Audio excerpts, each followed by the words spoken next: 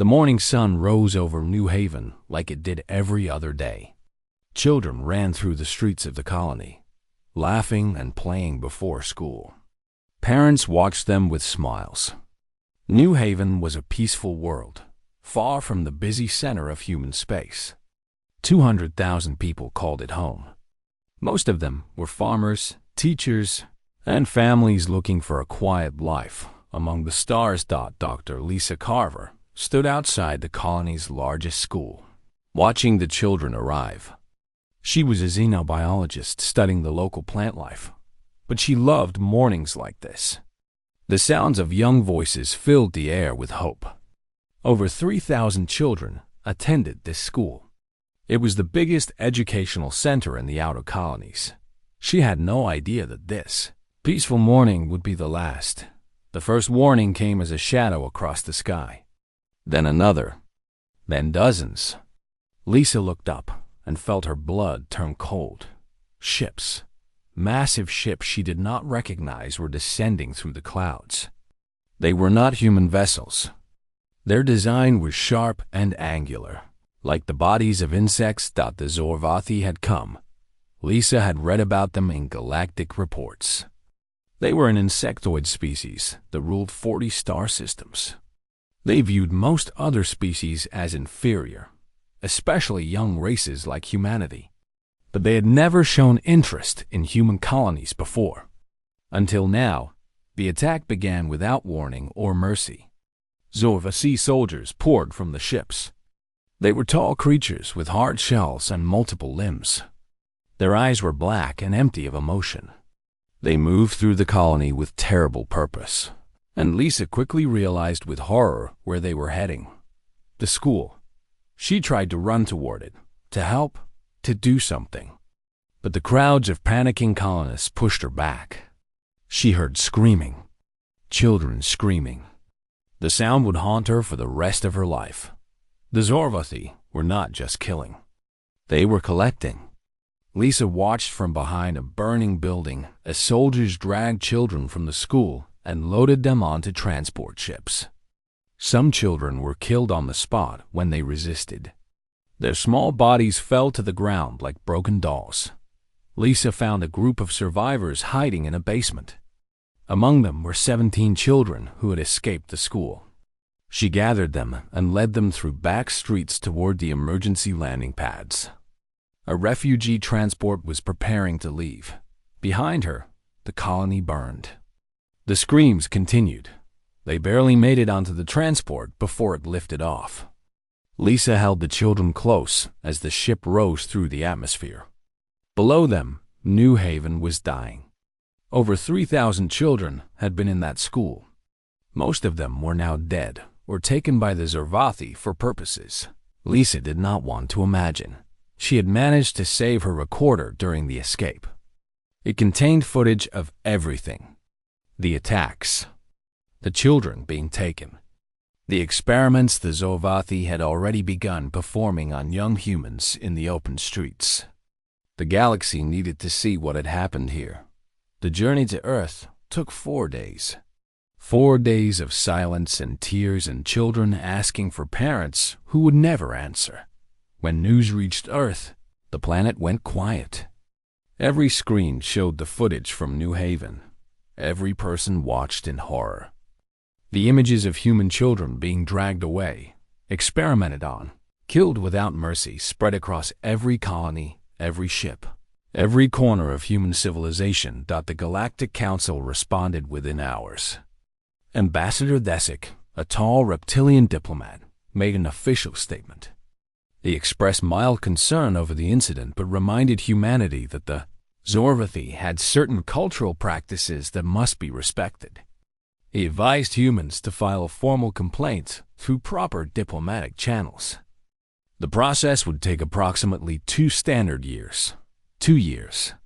While human children suffered in Zorvathi hands. Senator Amy Dawson sat in Earth's emergency council chamber and listened to the ambassador's message. Her face showed no emotion. Around her, military leaders and politicians argued about responses, sanctions, and diplomatic options. Some urged caution. The Zorvathi were powerful. They had never lost a war.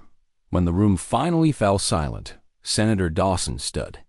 She was a small woman with gray hair and calm eyes. But when she spoke, her voice carried the weight of every parent who had lost a child, every human who had seen the footage. "They touched our children," she said. "There will be no negotiation, no mercy." No Zorvathi left breathing. The room erupted in chaos. Some demanded she retract her words. Others stood and cheered. Senator Dawson remained still, her decision already made. Within hours, Earth went dark. All human communications to the galactic network stopped.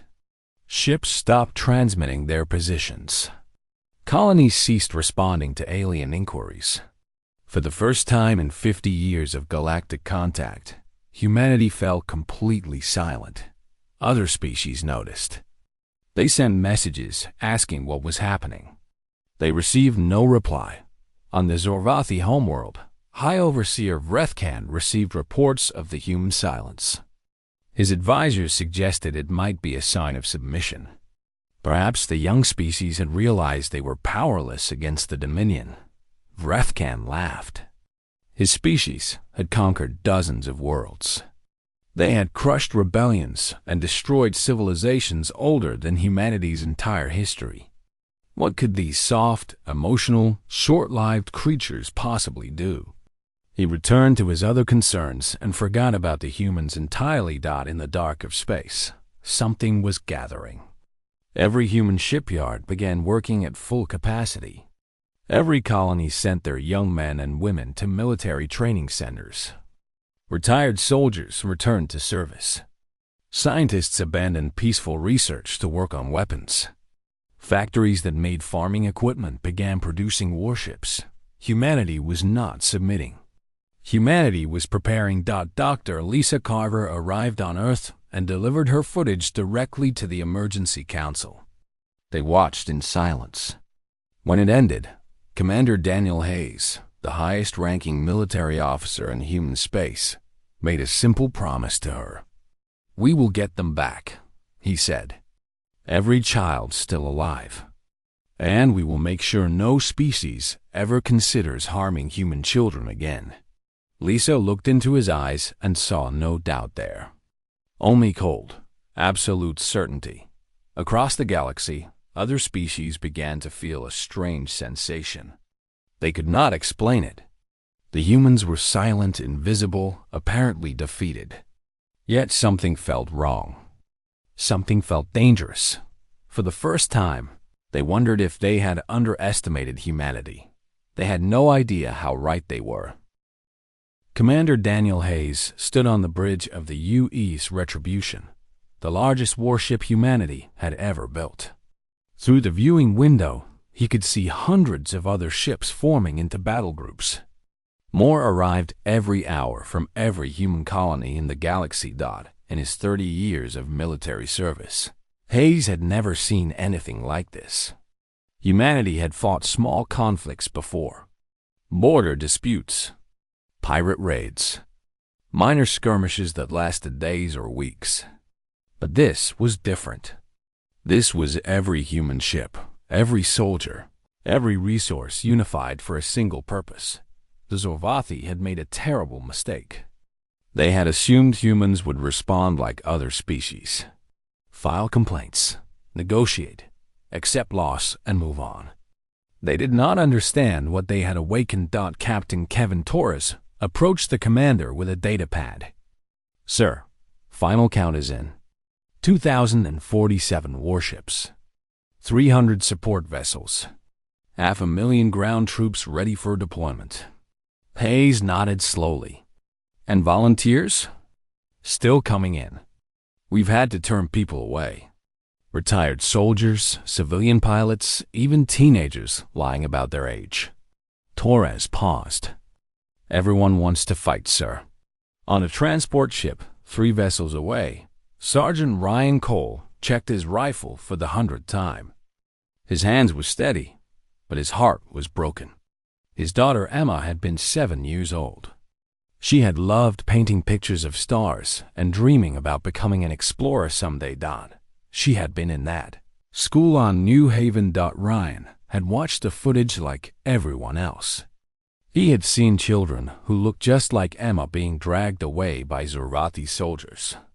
He had not slept since. He did not want to sleep. Sleep brought dreams, and dreams brought Emma's face. Now he had only one purpose. He would find the Zorvathi who took her. He would make them pay. Every single one of them. The soldier beside him, a young woman named Kelly Park, noticed his expression. "Sergeant? You okay?" Ryan looked at her with eyes that held no warmth. "I will be, soon." On Earth, Ambassador Desic requested an emergency meeting with Senator Dawson. He had been sent by the Galactic Council to prevent what they feared was coming. The ambassador was nervous as he entered the meeting room. The silence from humanity had lasted 2 weeks now. It was deeply unsettling. Senator Dawson sat alone at a long table. She gestured for Desic to sit. "Ambassador," she said calmly, "what can I do for you?" Desic cleared his throat. "Senator, the Council is concerned about reports of human military mobilization. We urge you to reconsider any aggressive action against the Zorvathi Dominion." Reconsider? The Zorvathi control 40 star systems. They have never lost a war in their 6,000-year history. Their military technology is far superior to yours. If humanity attacks them, you will be destroyed. Senator Dawson smiled, but there was no warmth in it. "Thank you for your concern, Ambassador. Is that all?" Desic leaned forward urgently. "Senator, please. I understand your people are angry. What happened on New Haven was tragic.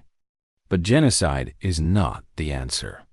If you attack the Zorvathi, you become no better than them." The senator was quiet for a long moment. Then she pressed a button on the table. A screen lit up behind her, showing footage from New Haven. The screams of children filled the room. Desic watched in horror. He had heard about the attack, but he had not seen this footage. The images of small humans being experimented on while still alive made his scales turn pale. When the footage ended, Senator Dawson spoke again. Her voice was still calm, but now it carried something cold and final. "You call it genocide, Ambassador. We call it pest control. The Zorvathi made their choice when they chose our children as victims. When they laughed while experimenting on 7-year-olds. She stood. "This meeting is over. I suggest you leave human space immediately. What comes next is not something you want to witness." Desic returned to the Galactic Council with a warning. The humans were not afraid. They were not negotiating. They were coming, and nothing would stop them. The Council debated for hours. Some members argued that humanity needed to be stopped before they destabilized the entire galaxy. Others suggested the Zorvathi deserved whatever was coming. Most simply watched and waited, curious to see what these young, emotional creatures would actually do. Meanwhile, High Overseer Vreth Khan finally received intelligence reports about the human fleet. 2,000 warships were approaching Zorvathi space. He reviewed the information with his military advisor, Commander Draxus. "They are coming here?" Vreth Khan asked. "With only 2,000 ships." Draxus made a sound that passed for laughter among his species. "Apparently so, High Overseer. The humans believe they can challenge us. It will be entertaining to crush them. What do we know of their military capability?" "Very little, my lord. They are a young species. They have never fought a major war. Their technology is at least a century behind ours." Draxus waved a limb dismissively. "They are driven by emotion over this incident with their offspring. Emotion makes species stupid. They will attack, we will destroy them, and the galaxy will forget humans ever existed." Vreth Khan considered this. Something about the human response bothered him. Most species that lost colonies either surrendered or filed diplomatic complaints. They did not mobilize their entire civilization for war. But Draxus was right. The Zorvathi had never been defeated. What could these mammals possibly do? Very well, Brethkin decided. Let them come. It will be a good lesson for the galaxy about challenging the Dominion. In the darkness of space, the human fleet moved as one. 2,000 warships carrying 500,000 soldiers, all united by grief and rage and a promise. Written in the blood of children, Commander Hayes addressed his fleet one final time before they crossed into Zorvathi territory. Every person in this fleet knows why we are here.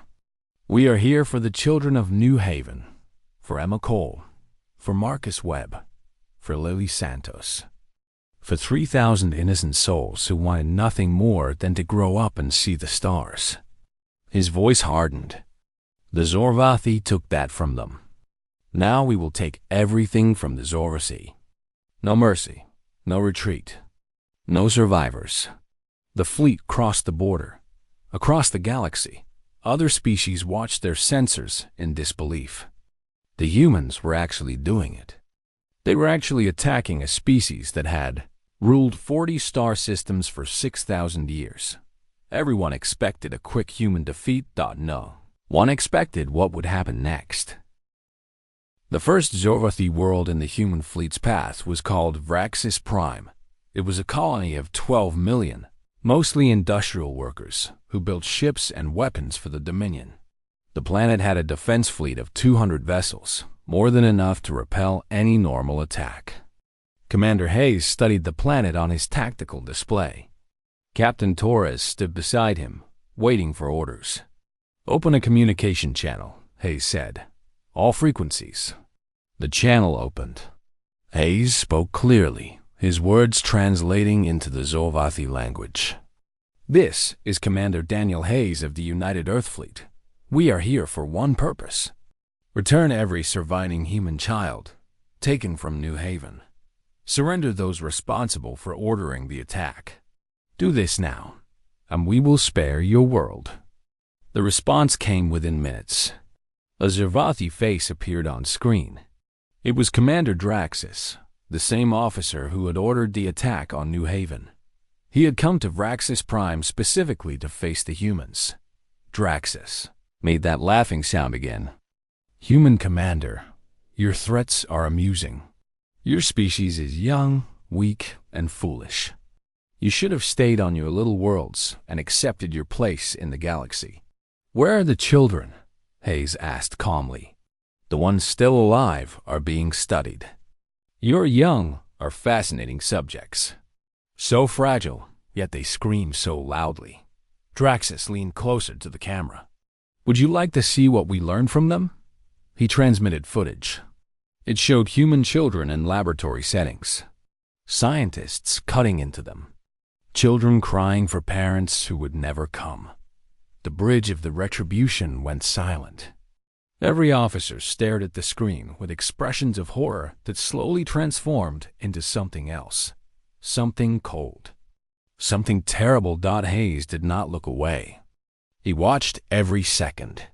When the footage ended, his voice was steady. "You just made a mistake, Draxus. You should have lied. You should have told me they were already dead." Draxus laughed again. "And why is that, human?" "Because now I know they are still alive. Which means I need to finish this quickly and find them." Hayes turned to Torres. "All ships. Fire everything." The battle for Vraxis Prime lasted 6 hours. The Zorvathi expected a conventional fight. They expected the humans to match them ship for ship, weapon for weapon. They expected their superior technology to win easily. They were wrong. The humans did not fight fairly. They did not follow the traditional rules of galactic warfare. They used weapons the galaxy did not know they possessed. Weapons developed in secret over 50 years. Weapons designed not just to defeat enemies, but to annihilate them completely. The Zorvathi defense fleet was destroyed in the first 2 hours. Then the bombardment began. Commander Draxus escaped on a fast ship. watching in disbelief as Raxus Prime burned below him. The humans were not just attacking military targets. They were destroying everything. Cities, factories, homes. 12 million Zorvathi died as the planet's surface turned to glass. This was not war. This was extinction. The Galactic Council received reports of Raxus Prime's destruction within hours. They were horrified. Ambassador Desik demanded an emergency session.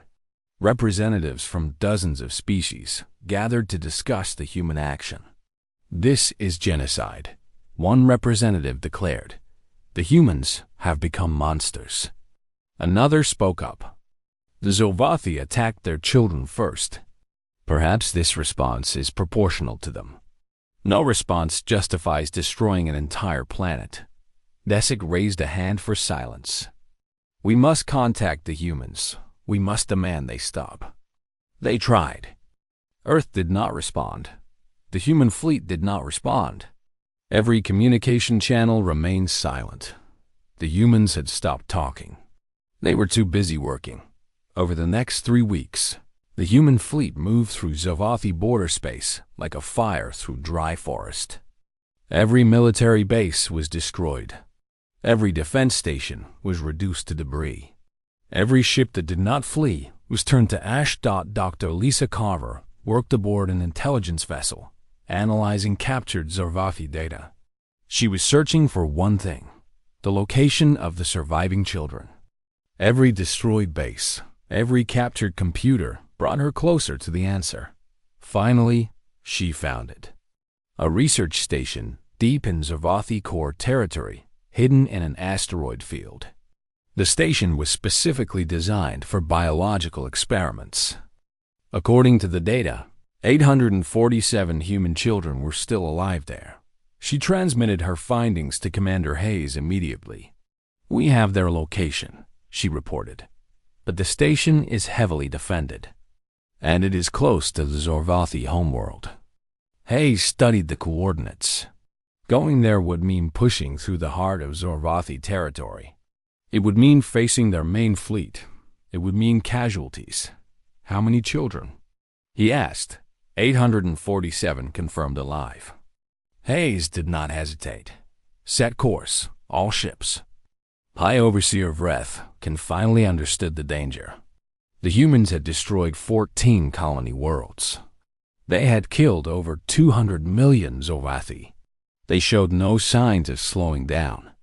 He sent a message to the human fleet offering negotiation. He offered to return the children.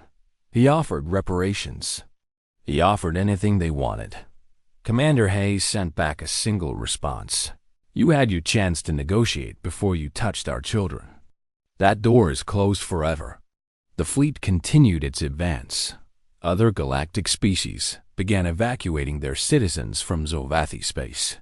No one wanted to be caught between the Dominion and the humans. Traders stopped visiting Zorvathi ports. Diplomatic missions fled. Even species that had been Zorvathi allies for centuries suddenly discovered reasons to be elsewhere. Everyone could see what was coming. The humans were not going to stop at rescuing their children. They were not going to accept surrender.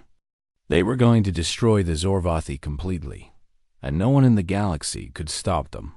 Sergeant Ryan Cole sat in a transport ship with his squad, waiting for the assault on the research station. They were 2 days away now. 2 days until he could find the monsters who had taken his daughter. Kelly Park sat beside him, checking her own weapons. Sergeant, what happens after we rescue the children? Ryan looked at her with empty eyes. Then we finish the job. Every Zorvathi in the galaxy, every single one, all of them, even civilians. There were no soldiers in that school on New Haven. Just children. Ryan's voice was flat and cold. They did not show mercy. Neither will we. The transport flew on through the darkness, carrying soldiers who had become something beyond soldiers. They were not fighting for territory or resources or politics. They were fighting for their children, and they would not stop until every Zorvathi was dead. The research station floated in the darkness of an asteroid field. hidden from casual observation. It was a massive structure, built to house thousands of scientists and their subjects. Zorvathi warships patrolled the surrounding space, ready to defend against any attack. They were not ready for what was coming. Sergeant Ryan Cole stood in the deployment bay of his assault ship, surrounded by 500 of the best soldiers humanity had ever trained. Their mission was simple: get inside the station, rescue the children, and get out. Commander Hayes and the main fleet would handle the Zorvathi defenders outside. The battle began at dawn, station time. Human warships emerged from behind asteroids and opened fire on the patrol fleet. The Zorvathi scrambled to respond, but they were caught off guard. Within minutes, their defensive line was crumbling. Ryan's assault ship punched through the chaos and attached to the station's hull. Cutting lasers burned through the metal, and then the soldiers poured inside. The station's corridors were cold and clinical. Emergency lights flashed red as alarms screamed. Zorvathi security forces rushed to stop the invaders, but the humans moved with terrible efficiency. They had trained for this moment. They had dreamed of it. Ryan led his squad toward the detention levels. According to intelligence, the children were held in the lower sections. Every Zorvathi they encountered was killed without hesitation. No prisoners. No mercy. They reached the first holding area and forced open the doors. Inside were rows of small cells, and in those cells were human children. Ryan stopped breathing for a moment. The children looked up at him with eyes that had seen too much horror. Some were injured. Some had bandages covering wounds from experiments. Some simply stared at nothing, their minds broken by trauma. "Get them out," Ryan ordered. "All of them, now." Soldiers moved quickly, carrying children who could not walk and guiding those who could. Medical teams followed, treating the worst injuries on the spot. Ryan searched every cell, looking for one face. But Emma was not there. She was not anywhere on this level. He grabbed a wounded Zorvathi scientist who had been trying to hide. "Where are the others? Where are the rest of the children?" The scientist made a wet clicking sound. "Dead. Most of them died during the experiments. We only kept the ones with useful biological responses." Ryan's grip tightened. "How many died?" "Over 2,000. Their bodies were disposed of." Ryan stared at the creature in his hands. 2,000 children. Disposed of. Like garbage. He broke the scientist's neck with a single twist and moved on. The rescue teams found 847 children still alive, just as intelligence had predicted. They were loaded onto transport ships while the battle raged outside.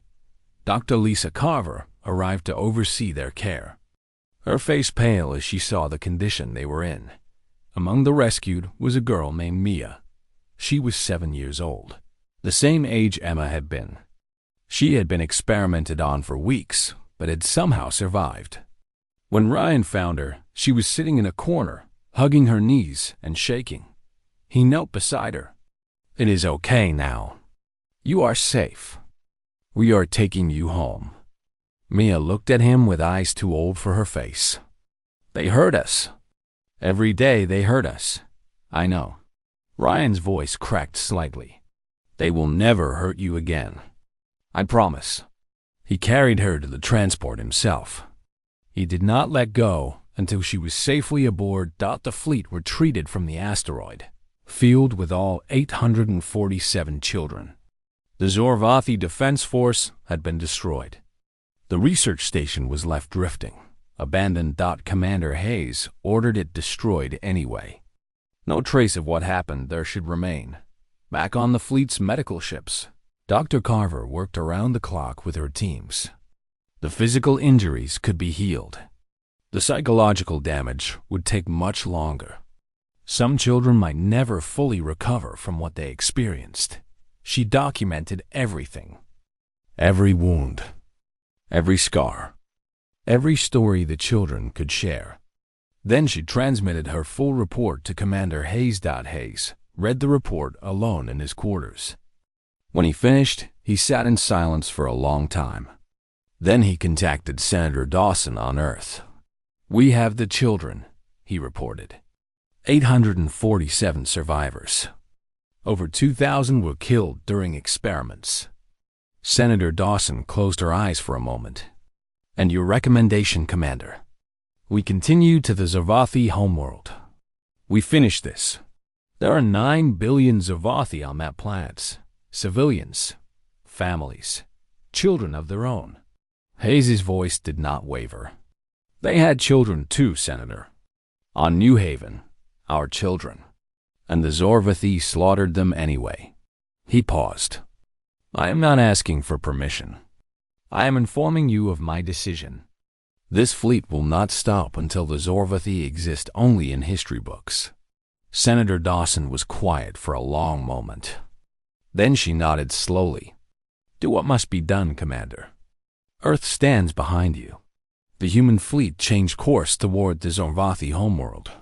I, Overseer Vrethkin, received the news with growing terror.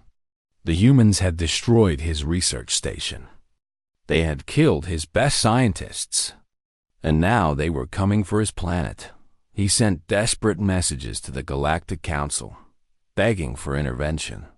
Some species considered helping, but none wanted to stand between humanity and its vengeance.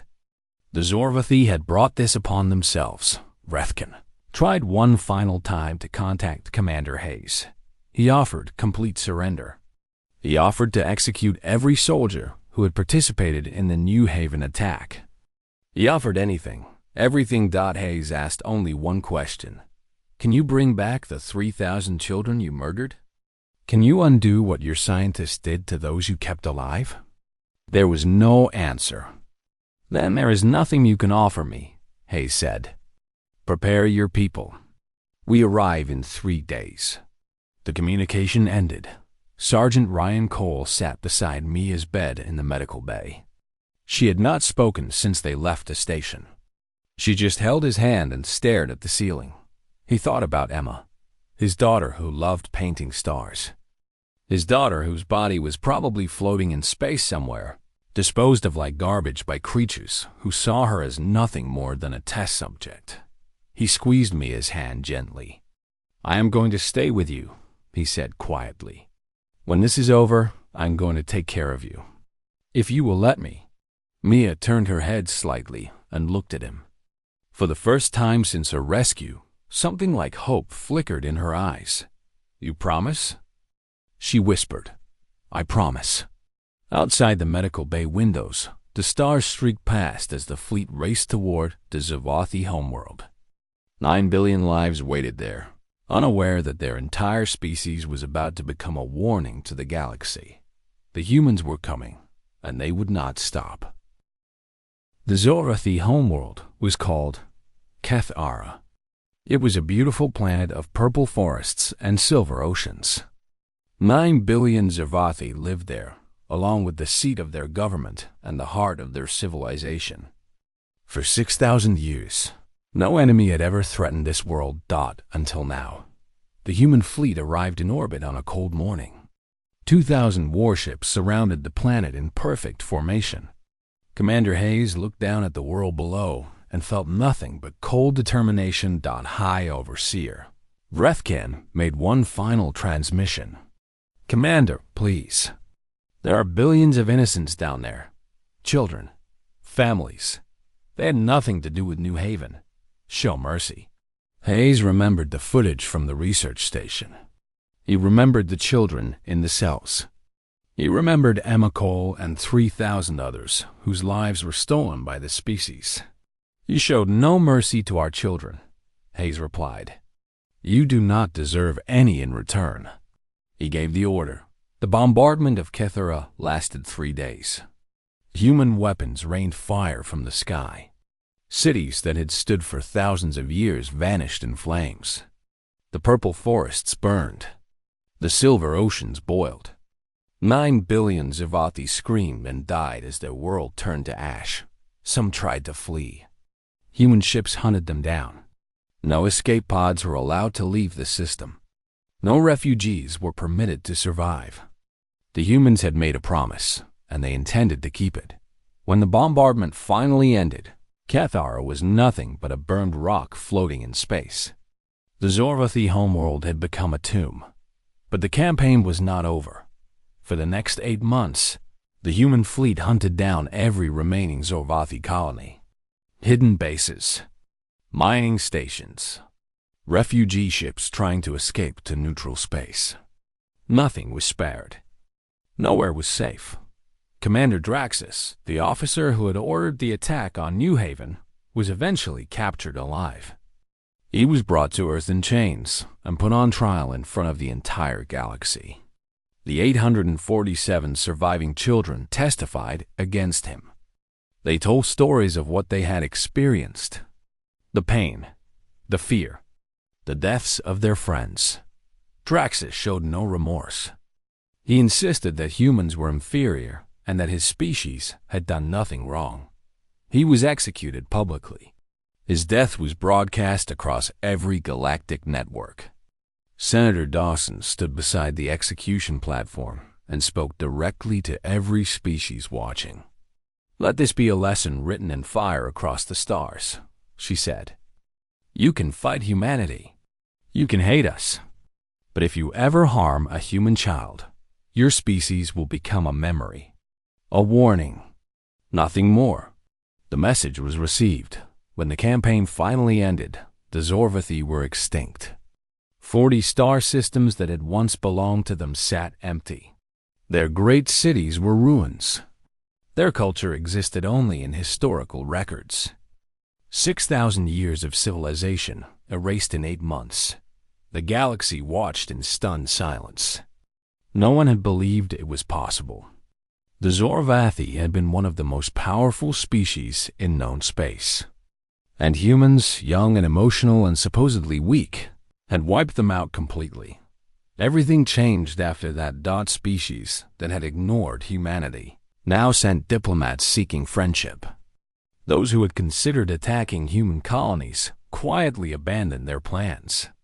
Even the oldest and most powerful civilizations treated humans with careful respect, because everyone now understood a simple truth. Humans would do anything to protect their children. Anything. Sergeant Ryan Cole returned to Earth with Mia. He formally adopted her within a month of landing. She was quiet and carried scars that would never fully heal, but she was alive. She was safe. And she had someone who would protect her forever. Ryan took her to visit Emma's memorial on the 1st anniversary of New Haven. They stood together in front of a wall covered with 3,000 names. 3,000 children who would never grow up. Mia held his hand tightly. "Do you think she would have liked me?" she asked quietly. Ryan smiled, though tears ran down his face. "She would have loved you, and she would be happy that you are safe now." Dr. Lisa Carver returned to New Haven to build a proper memorial for those who died. She spent the rest of her career helping the survivors heal.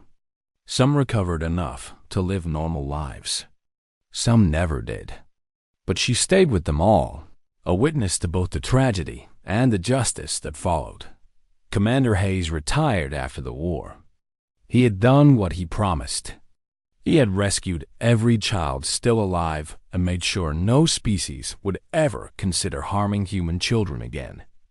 But the weight of 9 billion deaths stayed with him. He never spoke about the campaign publicly. Senator Dawson served another 20 years in government. She was called many things during that time: monster, hero, savior, murderer. She accepted all the labels without complaint. She had made a choice, and she stood by it. When asked years later if she felt any remorse for the extinction of the Zorvathi, her answer was always the same: "I feel grief for what we lost. I feel nothing for what we destroyed." Decades passed. The galaxy moved on. New generations grew up knowing the Zorvathi only as a historical footnote. One day, a young alien child asked their parent about the extinct species. They had seen pictures of Cathara in a history lesson and wanted to know what happened. The parents' voice was quiet and careful. They made a terrible mistake. They hurt human children. And then what? And then the humans made them disappear, forever. The child thought about this. So we should never hurt human children? Never. The parents' eyes were serious. Not ever. Because humans love their young more than anything in the universe. And if you threaten that love, they will burn the stars themselves to protect them. The child nodded, understanding. And somewhere in the back of their mind, a lesson was learned that would last their entire lifetime. On Earth, Mia Cole grew up and had children of her own. She told them stories about their grandmother Emma, who they never got to meet. She told them about a man named Ryan who saved her from darkness and gave her a second chance at life. And sometimes, late at night, she looked up at the stars and thought about all the children who did not survive. She carried them with her always. Their memory was a weight she chose to bear. But she also looked at her own children sleeping safely in their beds, and she felt grateful. Grateful for the human soldiers who came for her. Grateful for the species that loved its children enough to shake the entire galaxy. Grateful that she was alive because humanity had made a promise to the universe, no matter the cost. No matter the enemy, their children would always be protected, and they had kept that promise forever.